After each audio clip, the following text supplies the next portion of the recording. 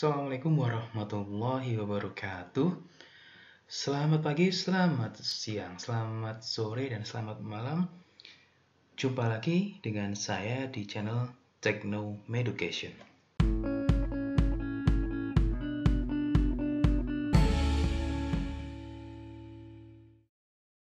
Pada kesempatan kali ini, saya akan membahas mengenai model pembelajaran berbasis proyek atau Project Based Learning. Itu biasa kalau di bahasa Indonesia disingkat PJBL. Nah, saya akan membagi pembahasan ini menjadi beberapa sesi. Yang pertama adalah menjawab pertanyaan apa, kedua menjawab pertanyaan mengapa, ketiga bagaimana, yang keempat contohnya. Kita langsung saja mulai. Apa itu Project Based Learning? Project Based Learning adalah sebuah model pembelajaran di mana di dalam pembelajaran tersebut siswa dipertemukan dengan dunia nyata, permasalahan real yang relevan. Selain itu, di dalam kegiatan proses perencanaan dan hasil Project Based Learning itu melibatkan beberapa model pembelajaran lain seperti Inquiry Based Learning, Problem Based Learning, Discovery Based Learning, atau bahkan sering pasti ada Cooperative Learning. Jadi Project Based Learning ini mencakup beberapa model pembelajaran yang lain. Lalu mengapa atau apa urgensinya? Mengapa menggunakan Project Based Learning? Menurut beberapa hasil penelitian yang saya saring, yang saya analisis, terdapat beberapa keunggulan mengapa harus menggunakan Project Based Learning. Yang pertama, Project Based Learning dapat mengembangkan kemampuan abad 21 siswa. Ya, simpelnya ada 4 itu ya, kolaboratif, critical thinking, kreatif, dan komunikatif. Kemudian melalui Project Based Learning, guru dapat membuat hubungan ya antara siswa dengan sosial atau dengan masyarakat, sehingga pembelajaran tidak hanya berkutat di dalam kelas atau di dalam buku saja. Yang ketiga, Project Based Learning mampu meningkatkan kemampuan siswa dalam mencari informasi ya, atau literasi ya. Yang keempat, Project Based Learning dapat meningkatkan kepekaan sosial siswa. Berikutnya, mampu meningkatkan keterlibatan siswa dalam pembelajaran.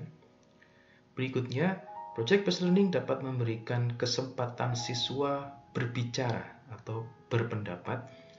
Yang terakhir, yang paling penting adalah mampu menumbuhkan rasa kebutuhan siswa untuk terus belajar, untuk terus mencari tahu. Inilah pentingnya Project Based Learning. Berikutnya, bagaimana sintaksnya Project Based Learning? Ada 6 sintaks atau tahapan Project Based Learning. Tahapan yang pertama adalah penentuan pertanyaan mendasar. Hampir sama dengan beberapa model pembelajaran yang sudah saya share di video sebelumnya. Semuanya pada awal fase atau awal sintaks menggunakan pertanyaan sebagai pemantik, sebagai stimulus, sebagai perangsang siswa untuk agar terlibat dalam pembelajaran, agar penasaran, agar ingin mencari tahu. Nah, di dalam Project Based Learning ini, pertanyaan mendasar ini mengarah kepada suatu permasalahan yang harus dipecahkan di sekitar siswa, di lingkungan siswa, di masyarakat sekitar sekolah, atau di sekolah itu sendiri. Ya. Lalu kemudian setelah siswa terstimulus, siswa merasa ingin terlibat, maka kegiatan berikutnya adalah mendesain perencanaan proyek. Mendesain perencanaan proyek ini berdasarkan permasalahan yang tadi sudah ditetapkan. Ya. Nah, di dalam perencanaan proyek ini juga guru terlibat dalam membimbing, ya, mengarahkan. Yang ketiga, di dalam perencanaan proyek harus ada penyusunan jadwal. Nah, ini bedanya dengan model pembelajaran lain. Project based learning tidak bisa dilaksanakan satu kali pembelajaran atau satu hari. Ya, karena ini berupa project. Ada kegiatan-kegiatan yang berkelanjutan, tidak langsung sehari jadi. Kalau inquiry, kalau discovery, problem based learning sehari bisa jadi. Namun kalau project tidak. Oleh sebab itu, sangat tidak mungkin guru menggunakan project based learning dalam satu kali pembelajaran. Minimal, kalau di dalam sekolah dasar, minimal satu subtema, satu minggu. Atau ada yang satu semester, satu bulan, satu tema. Nah, di dalam penyusunan jadwal ini nanti guru sebenarnya sudah merancang melalui program semester. Kapan project based learning ini akan diterapkan? Pada tema apa? Pada subtema apa? Pada bulan apa, dan seterusnya. Lalu ketika sudah menyusun jadwal, siswa dan guru otomatis berkolaborasi, menyusun perencanaan. Guru kemudian memonitor kemajuan proyek, mengecek sampai sejauh mana sih proyek yang siswa buat, sudah setepat apa, apakah siswa membuat proyek tersebut masih dalam jalur yang seharusnya. Sintak berikutnya adalah menguji hasil proyek. Guru mengecek, mengkonfirmasi ulang.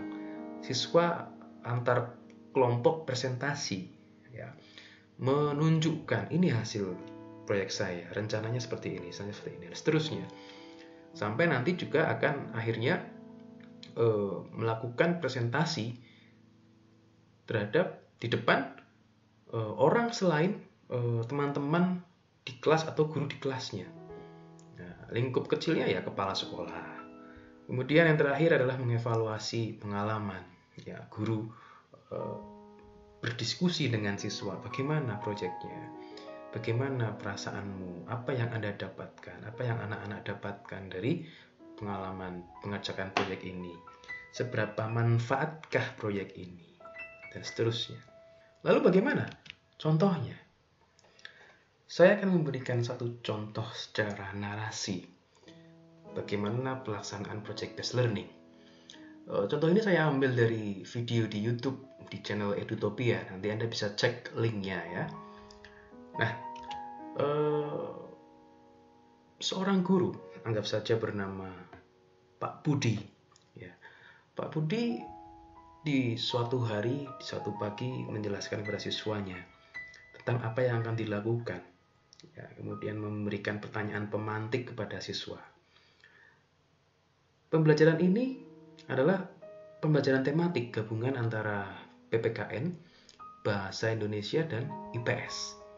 Nah, berdasarkan promes yang dirancang Pak Budi, pada beberapa hari ke depan, siswa akan mempelajari 3 muatan pelajaran itu berdasarkan satu proyek. Nah, pada kesempatan itu, hari pertama Pak Budi mengemukakan sebuah pertanyaan atau pendapat mengenai permasalahan yang terjadi atau isu-isu yang terjadi terkait taman kota di dekat sekolah mereka. Pak Budi menjelaskan, dalam taman tersebut terdapat beberapa masalah yang perlu dipecahkan. Nah, kemudian anak-anak terstimulus, dan agar lebih terstimulus lagi, Pak Budi mengajak anak-anak itu langsung ke lokasi taman tersebut berada. Ya, kita lihat gambarnya, anak-anak menaiki bis ya ke taman itu ya. Lalu sesampainya di taman, Pak Budi memberikan instruksi. Ya, kira-kira apa instruksinya? Kalau dilihat dari gambar-gambar ini, ya, mereka ini bukan bermain ya, mereka kesana kemari di taman, membawa buku, membawa kertas, mencatat, mengamati, mengobservasi, ya, penasaran. Tentang apa? Tentang hal-hal apa saja sih yang perlu diperbaiki, atau kira-kira apa yang bisa membuat anak itu berbahaya ketika bermain di taman ini. Ya, kita lihat gambar.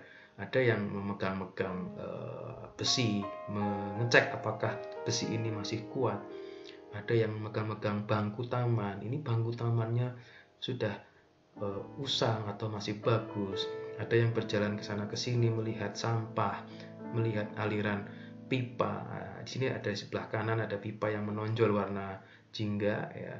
Ini berbahaya ketika siswa berlari maka akan kesandung. Nah, kira-kira begitu. Jadi siswa mengeksplorasi suatu tempat di mana tempat itu adalah tempat yang umum digunakan oleh orang banyak. Kemudian mencari masalah-masalah apa saja yang ada di situ.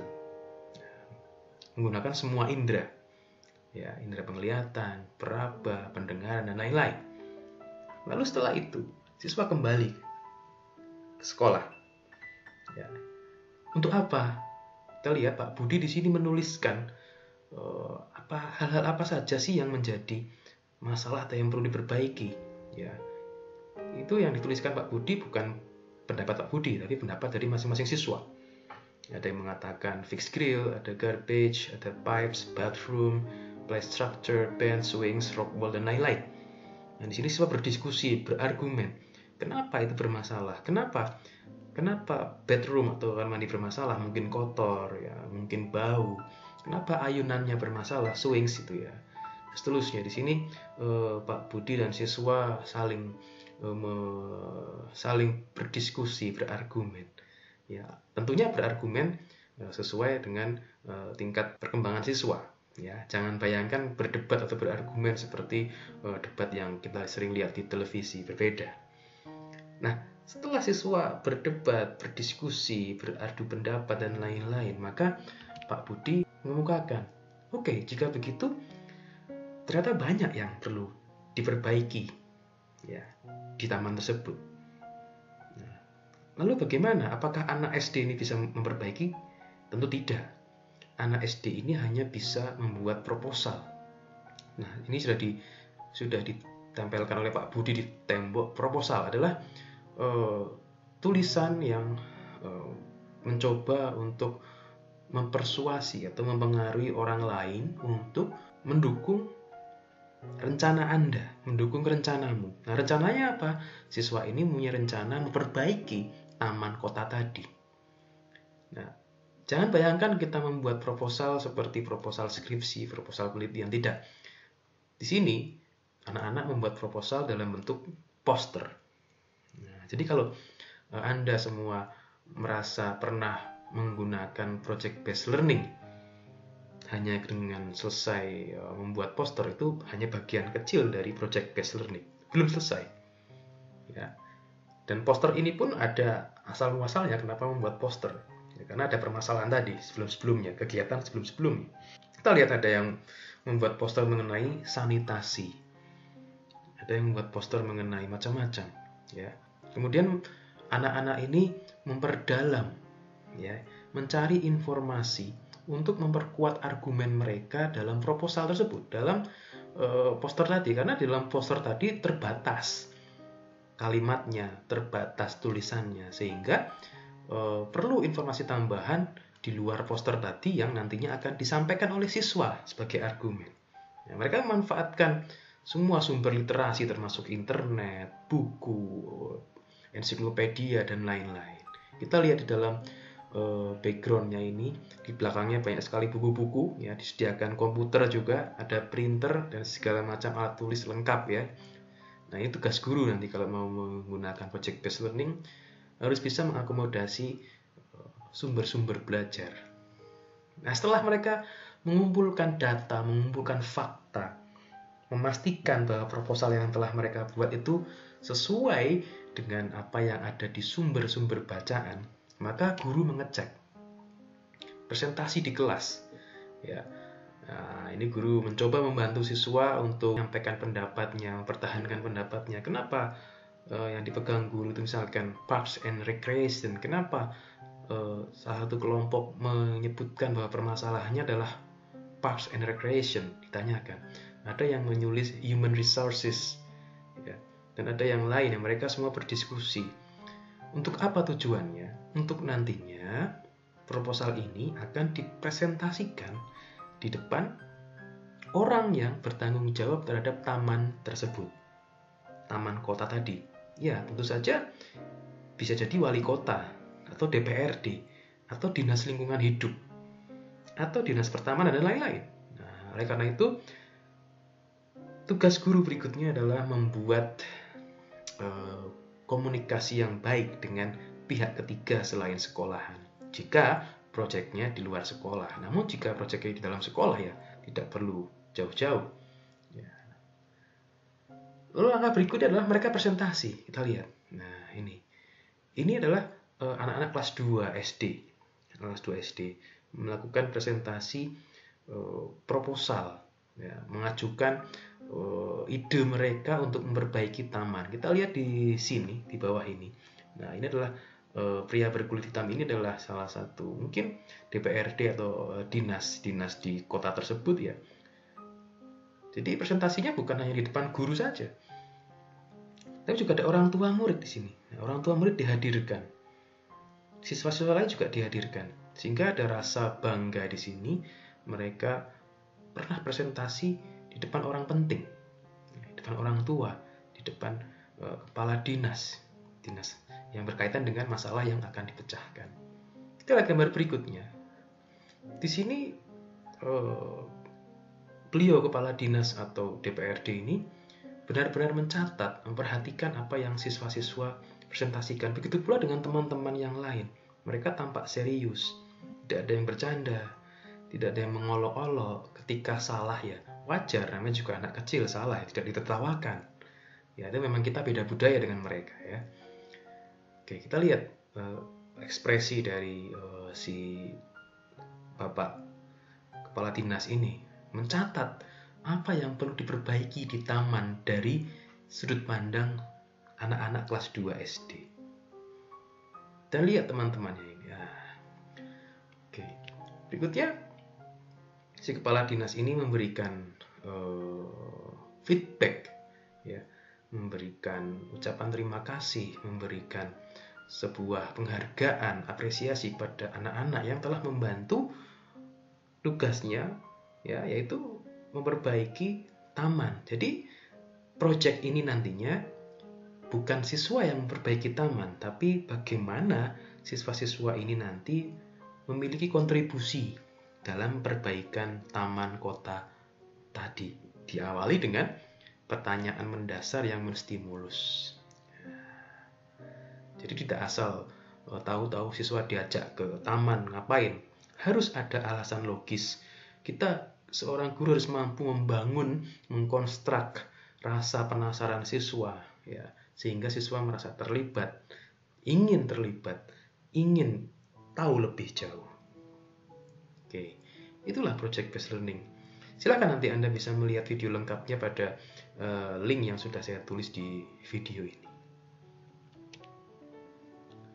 Baik, sepeda lipat bukan sapi. Semoga bermanfaat dan terima kasih.